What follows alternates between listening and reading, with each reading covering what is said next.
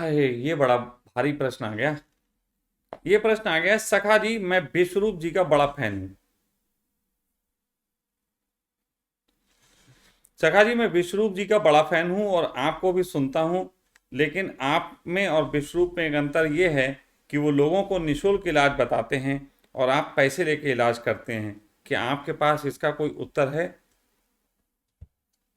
यार तुम्हें क्या, विश्वरूप का नाम लिए बगैर ये प्रश्न नहीं पूछा जा सकता था? बेचारे को बेकार में घसीट लिया तुमने। और मेरे सामने विश्वरूप का नाम ले हो तो मैं बता देता हूँ कि विश्वरूप तो बहुत पैसे लेता है यार, इतने तो सखा जी भी नहीं लेते। विश्वरूप तो 21,000 रुपये लेता है केवल डाइट बताने के, और आपसे कभी मिलता ही नहीं, आपसे कभी फोन पे भी बात नहीं करता। हम तो फिर भी 2100 रुपये में फोन उठा लेते हैं आप। तो कहाँ तुम ये बात कहने लगे? और फ्री में रही उपचार की बात, तो मेरे भी बहुत वीडियो देख लो यार, फ्री में कितना ज्ञान बांटे हूँ मैं, कितना ज्ञान दिया है। फ्री में कितने उपचार भी बताएं, लेकिन फ्री वाले उपचार तुम्हें लगते कहाँ हैं? अब विश्वरूप जी को तुम मत घसीटा करो, क्योंकि फिर जो है मेरे सामने जब भाई जब नाम आ जाएगा तुम विश्वरूप के फैन हो, और तो फिर बहुत लोग विश्वरूप के फैन हैं। अब फैनों को जो है वो थोड़ी दिक्कत हो जाती है मुझसे, किसी के भी फैन हो। अभी एक दिन एक और फैन आ गए थे हमारे पास। वो कहने लगे कि हाँ, वो भी विश्वरूप जी के बहुत बड़े फैन थे। हमने पूछा तुम किसके फैन हो, तो उन्होंने दो के नाम बताए। बोले हम तो भैया राजीव दीक्षित के बहुत बड़े फैन हैं, और उसके बाद हम विश्वरूप के बहुत बड़े फैन हूँ। हमने, तुम्हारी तो टांगे ही फट गई फिर कतई। कहने कि क्यों? हमने कहा अब तुम्हारे सामने दूध का गिलास आएगा तो तुम किसकी मानोगे, राजीव दीक्षित की मानोगे कि विश्वरूप की मानोगे? क्योंकि राजीव दीक्षित के अनुसार दूध पीना चाहिए, बढ़िया घी खाना चाहिए, और दूध के प्रोडक्ट तो जरूर सब खाना चाहिए। राजीव दीक्षित के अनुसार तो दूध के प्रोडक्ट खाना चाहिए, और विश्वरूप के अनुसार दूध के कोई प्रोडक्ट छूना नहीं चाहिए, घी वगैरह भी नहीं खाना चाहिए। तो देखो, तुम्हें राजीव दीक्षित कैसे नजर आते हैं? लाल लाल मोटी सी मूछें, बढ़िया एकदम गरवा जवान। और विश्वरूप कैसे नजर आते हैं? आपने उन लोगों का लाइव नहीं देखा होगा, मैंने लाइव देखा है। तो विश्वरूप, वो उनके अंदर कोई भी वो नहीं है जिसको चर्बी टाइप की चीज नहीं है। तो अब तुम्हारे सामने तीन एग्जाम्पल हैं। पहला एग्जाम्पल, राजीव दीक्षित जी को जो लोग प्रेम करते हैं, तो वो व्यक्ति जो हैं वो खूब घी खाएं, खूब जो है डेयरी प्रोडक्ट खाएं, राजीव दीक्षित को प्रेम करने वाले। विश्वरूप जी को जो प्रेम करते हैं, वो विश्वरूप की तरह जो होना चाहते हैं, वो जो विश्वरूप की तरह दिखना चाहते हैं, वो लोग बिल्कुल भी डेयरी प्रोडक्ट का यूज ना करें। और एक नई तरह को जो दिखना चाहते हैं, वो चाहे भाई पिज्जा खाओ, और चाहे खाओ तुम दूध मलाई, और चाहे तुम उतर जाओ पूरे फ्रूट पे, आई हैव नो ऑब्जेक्शन। मैं तो भैया हरफन मौला आदमी हूँ, हर चीज़ खा लेता हूँ, उसके बाद भी जीवित हूँ, अच्छे से जीवित हूँ। और लगभग हमारी विश्वरूप की और राजीव दीक्षित की जो आखिरी की उम्र थी, वो लगभग हमारे तीनों की बराबरी है। अब ये चुनाव आपका है कि आप किसको फॉलो करना चाहते हैं। मैं ये नहीं कह रहा हूँ मुझे फॉलो करना, क्योंकि मुझे फॉलो करना बड़े खतरे का काम है। नियम नियम से मुक्त होकर कहाँ लोग जी पाते हैं? गर्दन में पट्टा डाले बगैर लोगों को रहा ही नहीं जाता, और हम तो पट्टा पसंद नहीं करते। मैं प्रेम कर सकता हूँ, मुझे विश्वरूप से भी प्रेम है, और मुझे प्रेम राजीव दीक्षित से भी है, और मुझे प्रेम मुझसे भी है।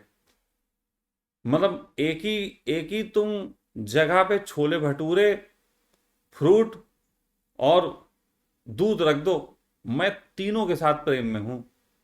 मैं दूध भी पी लूंगा, मैं छोले भटूरे भी खा लूंगा, और मैं जो हूँ फ्रूट भी खा लूंगा, मुझे कोई आपत्ति नहीं है। बाकी दोनों लोग अपना चुनाव कर लेंगे। कहने का अर्थ ये है कि आप लोग जो ये कंपैरिजन खड़ा करते हैं, इस तरीके से जो प्रश्न करते हैं, ये प्रश्न गलत है। हाँ, अब मैं तुम्हारे प्रश्न पे आता हूँ, उसके सार पे आता हूँ। असल में तुम्हारा सारा लेना देना इस बात से है कि मैं पैसे क्यों लेता। इसके लिए तुमने विश्वरूप का उदाहरण चुना, इसलिए मुझे विश्वरूप को थोड़ी देर घसीटना पड़ा। यार विश्वरूप तुम सुन लेना तो परेशान मत होना, है ना? ये हमारी तुम्हारी बात है। तुम्हें भी मालूम है तुम पैसा लेके काम कर रहे हो, वो तुम क्या किस दृष्टिकोण से कर रहे हो, और मुझे भी पता है कि मैं किस दृष्टिकोण से कर रहा हूँ। अब ये बीच में जो आ जाते हैं हमें तुम्हें भिड़वाने, तो इनकी बात ही अलग कर दो। लेकिन फिलहाल इनका मेन उद्देश्य वही है, आप पैसा क्यों लेते हैं। चलो आज वो भी बता देते हैं, आज एक बहुत मजेदार किस्सा सुनाते हैं आपको। अब जरा हम बैठ जाएं, थोड़ा ना पंडित टाइप वाला आ गया भाई मूड। देखो भाई, देखो भाई, कहानी ऐसी है कुछ कि ज्योतिष के संबंध में थोड़ी बात बताता हूं आपको। कहानी ऐसी है कि एक थे गुरु बृहस्पति और एक हैं, आपने सुने होंगे, शनि। ठीक है, तो शनि और बृहस्पति की एक कहानी है जिसको सुने बगैर तुम समझ नहीं सकते हम पैसे क्यों लेते हैं। बृहस्पति जो हैं वो ऐसे गुरु हैं जिन्होंने शिष्य होने के लिए या कोई साधना नहीं की, उन्हें सीधे ब्रह्मा जी से मिल गया ज्ञान और उन्होंने कोई ज्यादा साधना नहीं की, तपस्या नहीं की, कुछ भी नहीं किया। बृहस्पति के पास शुद्धतम ज्ञान है, अबोध बालक जैसे उन्हें सब ज्ञान उपलब्ध हो गया। अब इन्हें अबोध बालक से उपलब्ध हो गया तो वो ज्ञान की बात करते हैं, ना उन्हें पैसा ऐसा पसंद आता है इसमें, ना ही कोई साधना। वो तो कहते हैं तुम कुछ पूछो, बृहस्पति सीधे बता देते हैं, लेकिन इंप्लीमेंट करने के लिए हर एक का होता नहीं। तो बृहस्पति को सिर्फ एक ही चीज पसंद आती है, बृहस्पति को सूर्य पसंद आता है। सूर्य कौन? आत्मा। सूर्य कौन?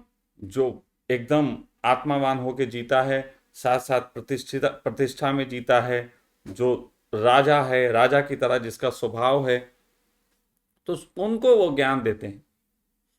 दूसरी तरफ एक कहानी है शनि की। शनि क्या है? शनि है गरीबों के लिए, शनि है साधकों के लिए, शनि है सत्य बोलने वालों के लिए। तो शनि जो है वो अलग टाइप का कैरेक्टर है।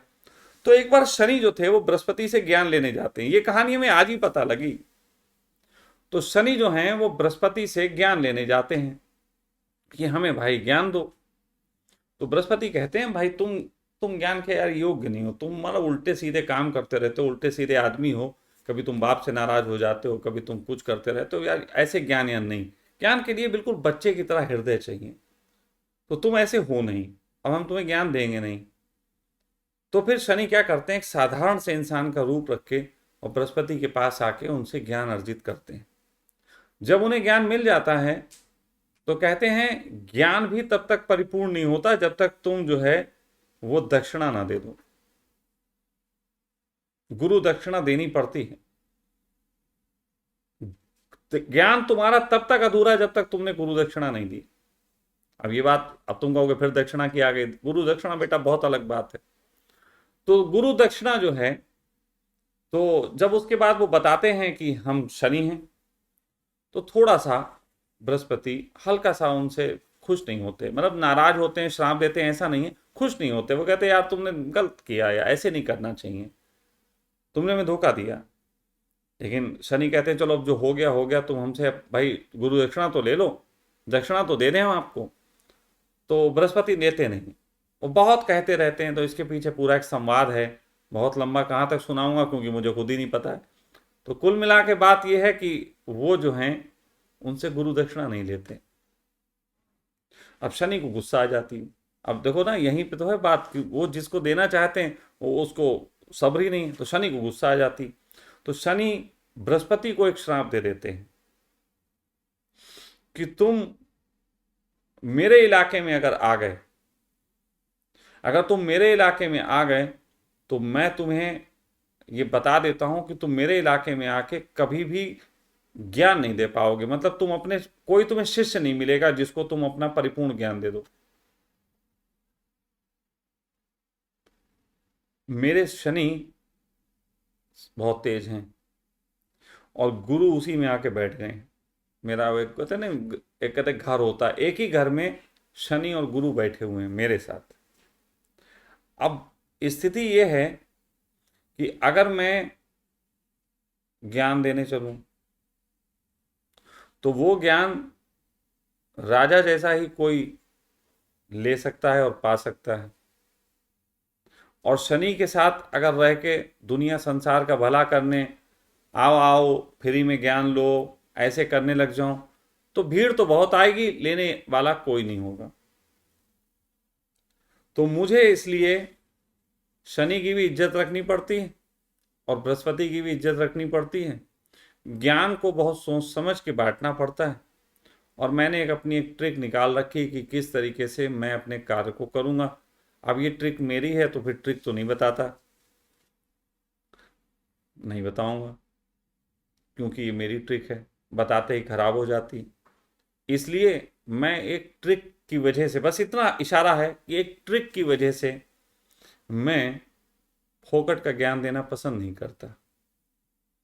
जिनको ज्ञान चाहिए उनको मूल्य देना पड़ेगा, और मूल्य में मैं फिर उनसे वही चीज़ मांगता हूँ जो उनके लिए मुश्किल होती है, वो दे नहीं सकते।